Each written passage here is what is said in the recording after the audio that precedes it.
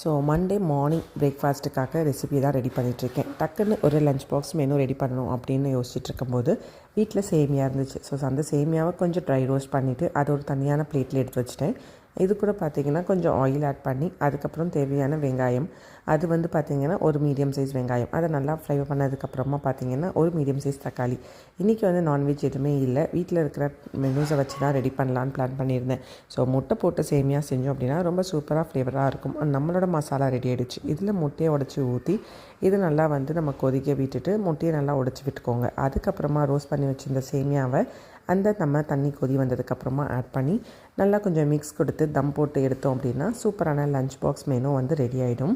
So நீங்கள் வீட்டில் எதுவுமே இல்லை அப்படின்னா இந்த மாதிரி ஒரு லஞ்ச் மெனு வந்து ட்ரை பண்ணி பாருங்கள். இது பிரேக்ஃபாஸ்ட்டுக்கு சூப்பரான மெனு ஆகிடும். அதோட பார்த்தீங்கன்னா ஒரு கப் காஃபி எனக்காக ப்ரிப்பேர் பண்ணிவிட்டு லஞ்ச் பாக்ஸும் பேக் பண்ணியாச்சு. நீங்கள் இன்றைக்கி என்ன ஸ்பெஷல் கீழே மறக்காமல் கமெண்ட் பண்ணுங்கள்.